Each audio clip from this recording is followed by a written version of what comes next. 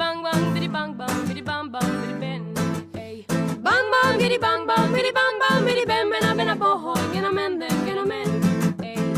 Early Sunday morning. Ahora vamos a hablar de temas más generales, ya acabo con la actualidad y lo acabo ya relacionándolo precisamente con temas más generales de teoría política, como pueden ser conceptos como el Estado-Nación, como conceptos que llenan de contenido a la izquierda a los que estaban haciendo mención. Te pregunto, en relación a esta polémica, se pone de manifiesto lo que llaman varias armas dentro del gobierno de España, que si el alma de Calviño, que parece ser que representa a los hombres del negro de Bruselas, el alma de Podemos personificada en Iglesias y el resto de ministros y ministras de Unidas Podemos, y el alma de Pedro Sánchez, que no sabe exactamente cuál es. A todo esto, a donde iba la pregunta es, ¿qué margen tiene el gobierno de España para legislar en materia económica en relación a la soberanía que comparte con la Unión Europea? Pues muy limitado, ¿no? Por eso los discursos de vamos a tomar el cielo por asalto y se acaba el régimen, la casta, un cambio radical de sistema, pues parten de una base en mi opinión, cierta corrupción intelectual, ¿no? De engañar a la gente. Es decir, la soberanía es limitada, ¿no? En el mismo momento en el que aceptamos una unión monetaria la que no existe posibilidades de transferencia alguna entre los países del norte de Europa y los países del sur. Es decir, me explico, los estados en política económica tienen dos facetas, política monetaria y política fiscal principalmente. La soberanía monetaria en España está perdida, desde el mismo momento en el que estamos en el euro. Y como no tenemos la posibilidad de devaluar la moneda, obviamente, ¿no? En épocas de crisis, pues los ajustes se tienen que hacer, ajustes impuestos desde fuera, pues vía devaluación real, devaluación de salarios, ¿no? Para compensar todas esas disfuncionalidades y anomalías, se esperaría tener una política fiscal común. Obviamente no existe en la Unión Europea un presupuesto irrisorio como el de la Unión Europea, del 1% del PIB, que se va a subir al 2%, o sea, sigue siendo totalmente irrisorio, y sin posibilidades de transferencia de rentas de los países del norte, porque no les interesan. A Alemania le va a interesar nunca, ni a Holanda, a Países Bajos, o al país del norte de Europa, ¿no? Con lo cual la soberanía es muy limitada, más allá de las facciones de las cabezas del gobierno, más allá de que obviamente el Partido Socialista, que siempre da la guerra cultural y habla del franquismo, etcétera, en tema económico, bueno, el Partido Socialista es una pieza más de la ortodoxia liberal, ¿no? Y siempre pone a alguien efectivamente que esté en consonancia con esas imposiciones o prescripciones europeas. Pero bueno, más allá de las simulaciones, las luchas, las camarillas, las pugnas internas, uno más a la izquierda, otro más a la derecha, lo cierto es que la soberanía está muy mermada, ¿no? Hacemos una política fiscal, por ejemplo, como creo que hay que hacer, mucho más progresiva, pues tenemos riesgos, ¿no?, de deslocalización, etcétera. Entonces, la soberanía es muy limitada del Estado-Nación, ciertamente. Con respecto precisamente a la soberanía y el Estado-Nación, ¿cuál crees que debe ser el papel o cuál crees que debe reivindicar por parte de la izquierda, qué papel debe jugar el Estado en el futuro después de esta pandemia? ¿Qué crees que debe decir la izquierda? Pues un papel central, ¿no? Yo creo que la izquierda tiene que ser una izquierda de una vez por todas, que es lo que falta en España, te comentaba antes al libro de otra pregunta, una izquierda definida, es decir, una izquierda que tenga un proyecto respecto al Estado. ¿Por qué? Porque los grandes ejes de surgimiento de la izquierda, ¿no? Los principios revolucionarios de la Revolución Francesa, libertad, igualdad, fraternidad, unidad y de la República, ¿no? Todo eso que luego se maximizó a través de las revoluciones, sobre todo la Revolución Rusa, etcétera, todo eso ha tenido un marco de juego siempre a lo largo de la historia de la humanidad, que ha sido el Estado-Nación. El Estado-Nación, con todas sus limitaciones, ha sido el proyecto donde el espacio de realización, donde ese proyecto de emancipación de los seres humanos se ha plasmado. A partir de ahí, sin perder una perspectiva internacionalista, ¿no? Entonces hay que reivindicar el Estado-Nación, más que nada porque no hay hoy una estructura postestatal en la que disolver esa soberanía.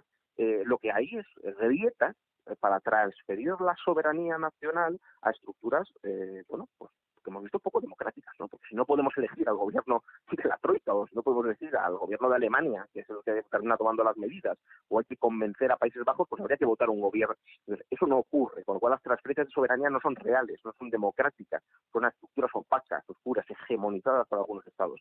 La izquierda tiene que reivindicar el Estado-Nación. Hay limitaciones, muchas.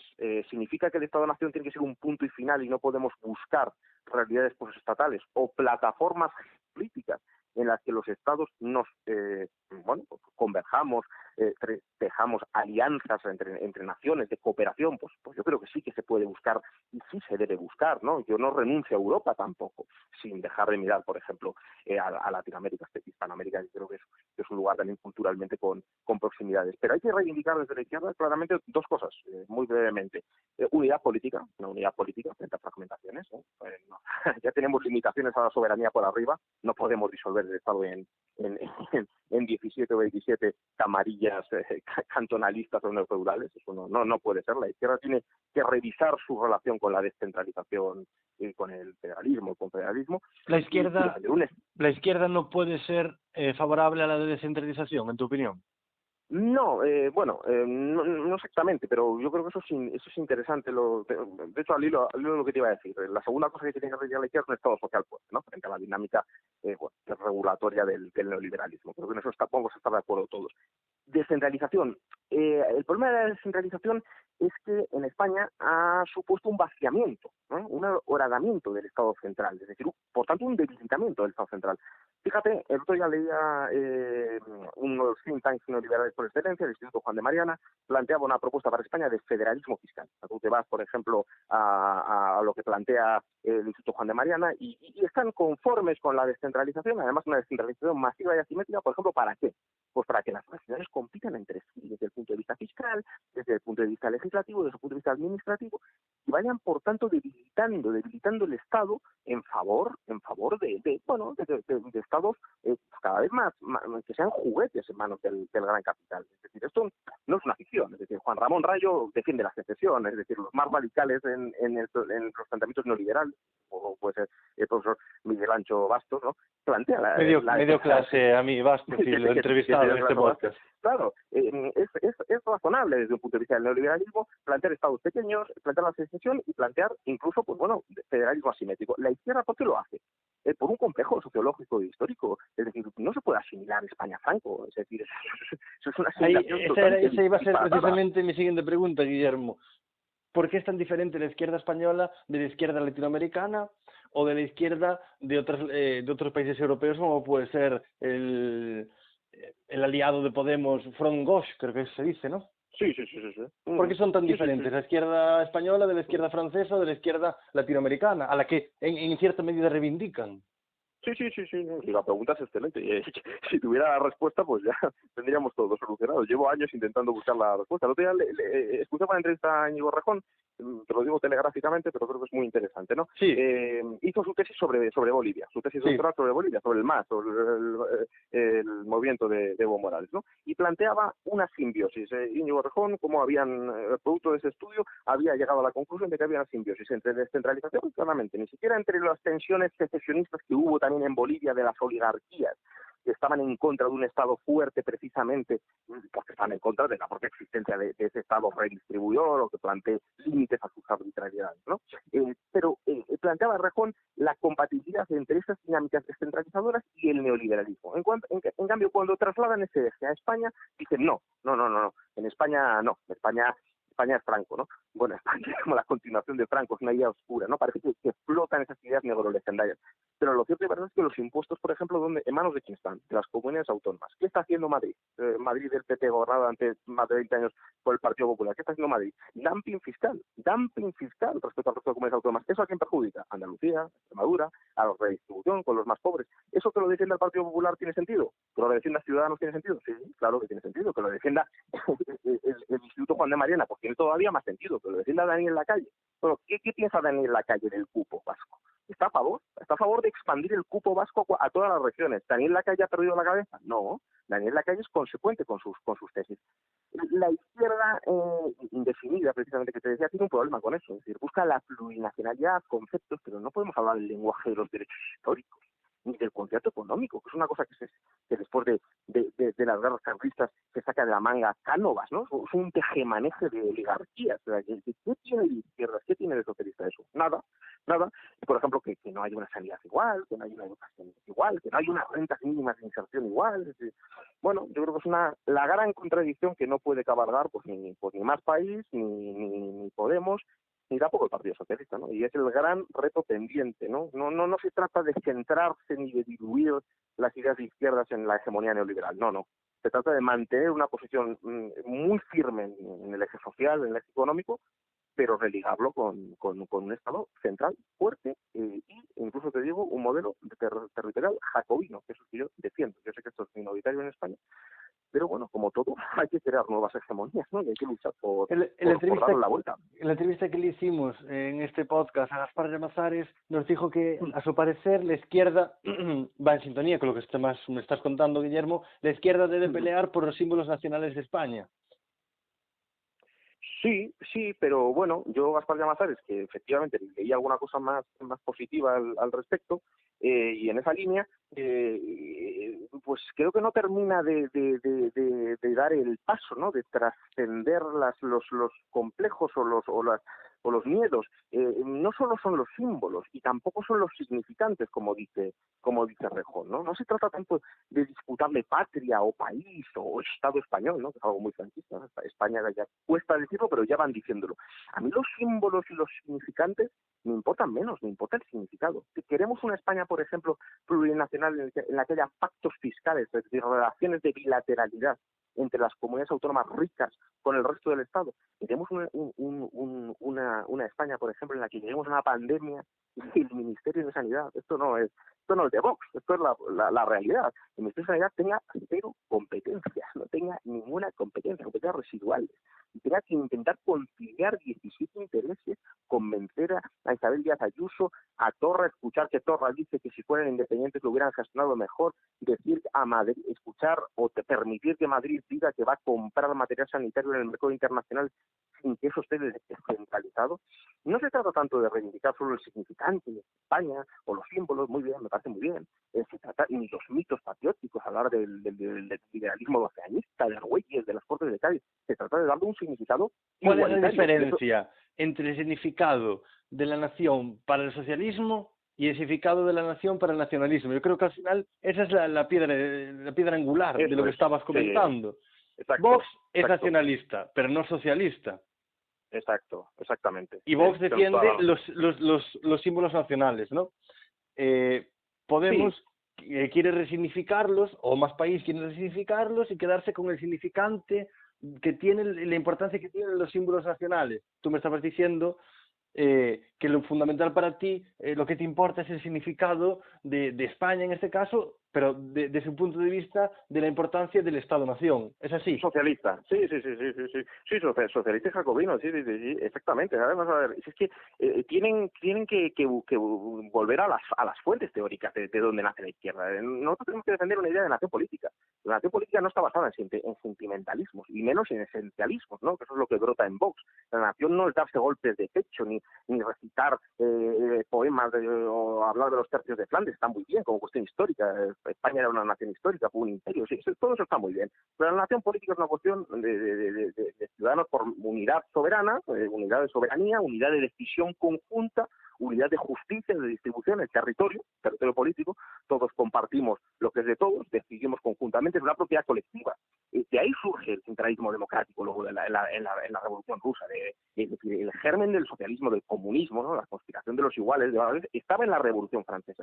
Nuestra idea de nación es esa, una idea desapasionada en ese sentido, la idea de las naciones étnicas, identitarias, lo que hablábamos de ETA antes, ¿no? Del Sabino Arana, esas cuestiones de unidades de destino, por ejemplo, la idea josé-antoniana, eso es pues, la antítesis de lo que defendemos nosotros. Pues, se trata de reivindicar el significado igualitario. No se trata tanto de resignificar las cosas o de defender significantes flotantes, ¿no? Decía Rejón en esa entrevista una cosa muy preocupante, ¿no? Que la nación es una voluntad de ser. No, hombre, no. O sea, es eso es un error. No, o sea, las naciones, las fronteras surgen por decantaciones históricas muy dispares, pero a partir del siglo XIX, por unos procesos revolucionarios... ¿Cuál es la importancia hoy de la nación, del Estado y de unas fronteras? ¿Por qué es importante una frontera? No, pero precisamente por lo que te digo, es decir, lo importante no son las fronteras son todas arbitrarias. Lo importante es pero que dentro de ¿para qué valen? No, pues que dentro, pues efectivamente que las fronteras tienen que ser delimitaciones cívico-políticas dentro de las cuales haya espacios de igualdad, de justicia, de redistribución, de decisión conjunta. A partir de ahí una frontera se puede emborronar siempre y cuando se construyan espacios de soberanía, de decisión conjunta, mayores, pero funcionales, no la Unión Europea, no disolver la soberanía en unos mercados hegemonizados por Alemania. Valen para eso, es decir, no se decide sobre las fronteras, porque si se decide sobre las fronteras, estamos en que se puede secesionar el barrio de Salamanca, estamos en que se puede secesionar Barcelona de Cataluña, el Valle de Arán de Barcelona, es decir, el derecho a decidir lo ostentamos todos. Las fronteras tienen importancia en tanto en cuanto son espacios de ciudadanía, de derechos, y para los que somos socialistas, la condición de posibilidad, esa unidad política, para transformar socialmente hacia una sociedad política igualitaria, etcétera. Podemos hablar de una política sin clases, etcétera. Podemos hablar de todo eso. Las fronteras étnicas, creo que es muy importante esta distinción. Construir una nación en la que todos pensemos como un solo hombre, tengamos 8 apellidos compartidos, eso es una basofía reaccionaria, hablando claro. Eso está en el origen de las grandes masacres de la historia de la humanidad. En España no hay una forma de ser español, ni 17, habrá muchas. ¿Qué España significa hoy ser español? Ser español significa ser ciudadano español. Es decir, Otegi es español, Torra es español, un musulmán, esto Vox a veces no lo entiende, un musulmán, por mucho que sea musulmán, si tiene la ciudadanía española, es español. Es decir, significa ser propietario, precisamente, pero eso sí, no propiedad privada, propiedad colectiva del territorio político. Es decir, que una persona, por ejemplo, de Cádiz, de un pueblo de Cádiz, que no haya salido nunca de ese pueblo y, por ejemplo, no haya pisado nunca Gerona, es tan titular políticamente de Gerona y de todas las partes de España como el gerundense de pura cepa, porque la ciudadanía no te la da la pura cepa precisamente, te la da esa condición de ciudadanos, y eso es una condición laica es lo que no entienden. Por eso Más País, Podemos, el PSOE, lo progresista, lo transformador, no es la plurinacionalidad de las 1000 naciones étnicas, de las naciones tribales, es un Estado laico y plural desde el punto de vista cultural e identitario, pero una unidad política, eso es ser español, ser ciudadano español, eso es. Quizá con esta crisis está cobrando cierta relevancia la nacionalidad. Un caso que se me viene ahora mismo a la cabeza es estos días está ocurriendo. Hay muchos ciudadanos españoles que están en el extranjero y que piden volver al país. Hay que repatriarlos, por tanto. El Ministerio está organizando esas repatriaciones y decía el ministro pues que era muy complicado. Uno se pregunta, ¿qué supone entonces ser español? Pues en este caso, quizá poder venir a España. Si fuera de otro país con menor PIB o menor importancia en el panorama político mundial, pues quizá tendría más difícil regresar a su país. Si en vez de ser español fuera de Tanzania y está en China, pues a lo mejor lo tiene más difícil. Sí, así es.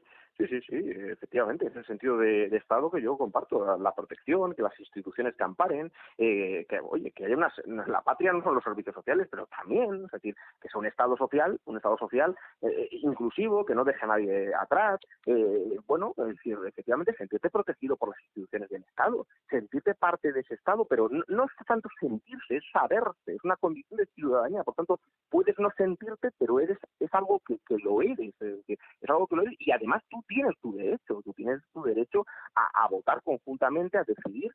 Eso sí, hay una serie de obligaciones muy claras. Por ejemplo, decidimos todos conjuntamente. España no es una esencia, España puede terminar, pero tendremos que decidir entre todos si termina.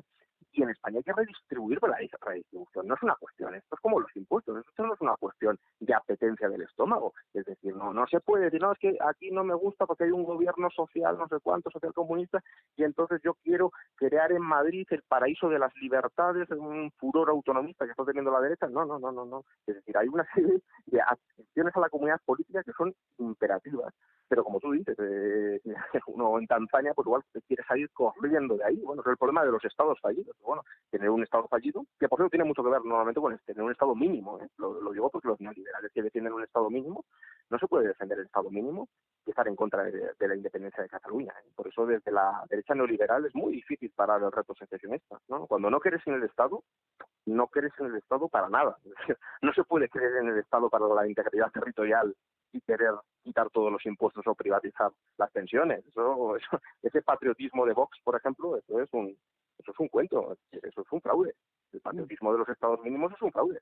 Guillermo, vamos acabando. Últimas preguntas, última tanda de preguntas. ¿Cuál ha de ser el eje fundamental en la política?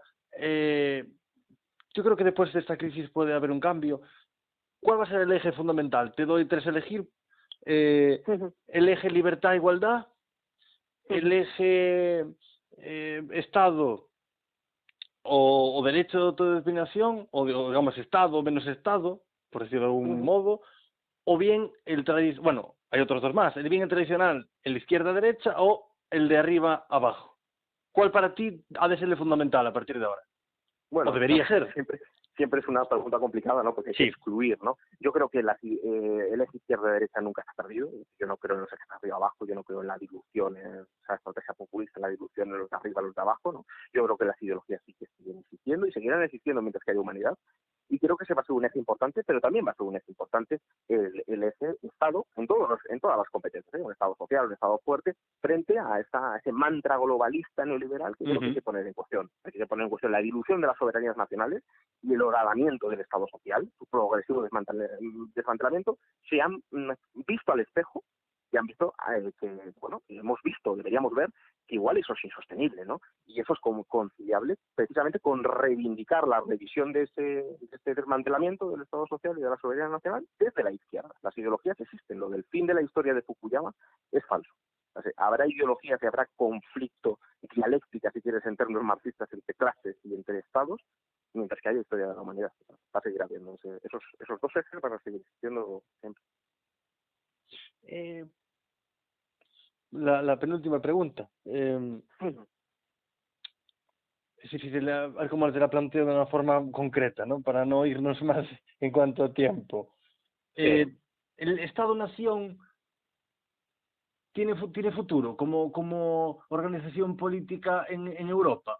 ¿O en cambio iremos a una Europa cada vez más federal, que aleje cada vez más la decisión de las naciones y las centralice, por decirlo de algún modo, en organismos internacionales, en este caso europeos? Bueno, yo creo que el Estado-Nación sí que tiene futuro porque sus sustitutos no se han terminado de consolidar. Es decir, yo, como te decía antes, yo no descarto ni rechazo que obviamente ante problemas globales, un mundo muy globalizado no solo económicamente, sino a todos los niveles, tenemos que buscar plataformas geopolíticas supraestatales, incluso realidades postestatales. Incluso Europa puede tener bastantes de esa realidad postestatal. A mí lo que no me vale es una unión que es ficcional, que no es una unión, donde no hay una unión fiscal, donde no hay un presupuesto, donde no hay unas posibilidades de reequilibrio y de redistribución, donde no hay unas posibilidades, por ejemplo, de poner una fiscalidad común a Google, Amazon, Netflix, que dejó 3.000 euros en impuestos de sociedades hace un par de años en España, cuando hace múltiples series aquí. Eso es un cachondeo, eso no puede ser. Con lo cual, el Estado-Nación sí que tiene futuro, y quizás lo que no tenga futuro es la dilución del Estado-Nación en determinados magmas casi anarcoliberales, que tienen mucho que ver también con el crecimiento fuerte de las desigualdades. Merkel ha dicho, ¿no? El Estado-Nación no tiene futuro. Bueno, pues a ver, si el sustituto es la Europa hegemonizada por un Estado y sus amiguetes, ¿no? Por ejemplo, el paraíso fiscal Países Bajos, bueno, pues eso no es serio, ¿no? Luego no vale decir que tiene el populismo antipolítico de extrema derecha o del otro lado y que quiere romper los sistemas de convivencia, ¿no? Lo que se hizo con Grecia en la última crisis, no reproduzcamos esos patrones, porque, hombre, cuando se pierde la soberanía nacional, igual los sustitutos son bastante peores. Guillermo, ¿es compatible la industrialización y la apuesta por un país más sostenible desde un punto de vista ecológico? Sí, vamos a ver, el reto climático yo no lo pongo en duda, Ahora bien, esas transformaciones verdes que básicamente se invocan como soluciones prácticamente omniscientes a todos los problemas, yo las pongo entre paréntesis o entre comillas. Es decir, el cambio climático existe, claro que sí, pero no se trata de repartir culpas o entre la vecina del quinto que no recicló y las grandes corporaciones. Todas estas causas todas estas causas no pueden desligarse de los sistemas de producción, del eje socioeconómico, que es que a veces se desligan y se convierten en clichés propagandísticos, y eso es un problema. Pero España se desindustrializó, claramente en los 80, gobiernos, por cierto, del Partido Socialista, continuadas esas políticas por el Partido Popular, y eso ha traído enormes debilidades. Un modelo productivo en el que no producimos prácticamente nada, en el que tenemos una dependencia del exterior absoluta. Por tanto, eso hay que revertirlo, ir a otro modelo productivo, tratar de caminar hacia otro modelo productivo, y hay que intentar conciliarlo, claro que sí, con la lucha contra el cambio climático, pero ya digo, no convirtiendo la lucha contra el cambio climático en un eslogan vacío. Creo que ha tenido mucho de eso, ¿no? Sino ligarla a los ejes productivos, y en última instancia un sistema económico, un modo de producción, que es el capitalismo, que en su vertiente financiera, especulativa, neoliberal, pues tiene muchísimos problemas. Definitivamente ya nos hemos ido del tiempo. Ahora sí, última pregunta, Guillermo. Sí. Las últimas preguntas en realidad ya han ido sobre el futuro. Ya te he preguntado sobre el futuro, pero ahora te pregunto sobre cómo ves a nivel personal el futuro, y llévalo donde quieras. Llévalo a un ámbito, pues si quieres, más laboral, personal, a un ámbito más nacional de España, a un ámbito más global. ¿Cómo ves el futuro, Guillermo? Bueno, pues seguro que en relación a lo que le puede interesar a tu audiencia, ¿no? Yo soy un ciudadano más, un trabajador más, no es muy importante tampoco mi caso. Creo que tenemos que trabajar en seguir teniendo cierta conciencia colectiva, también cierta conciencia de clase. Somos parte de una sociedad política, no podemos abstraernos de los problemas de nuestra ciudadanía. Esto no se trata de convertirnos en héroes, simplemente de ser ciudadanos en ejercicio, no en el sofá.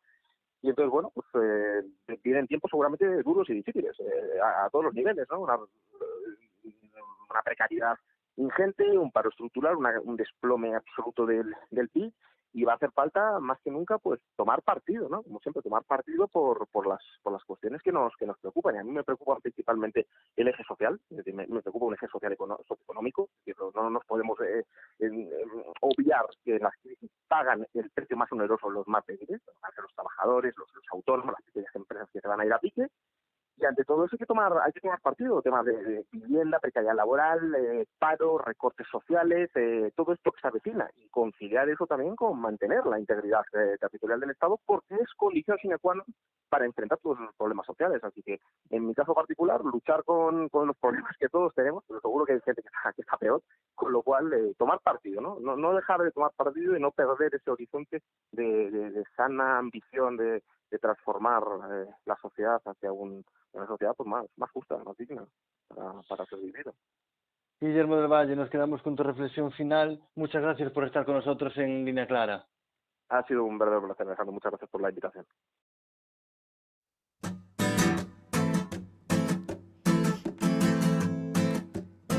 Biddy biddy bang bang biddy bang bang biddy bang bang biddy ben. Hey. Bang bang biddy bang bang biddy bang bang biddy ben ben a boho gonna mend. Hey. Early Sunday morning, it was a big girl just smuggling. In a the mood me a pickle, but and me a load them down in on the top. One by one, load up the gun, all of the ganja in the rum. Put it on a plane, the week on a Spain. Money just a pour like rain. Me just a muggle up a lane.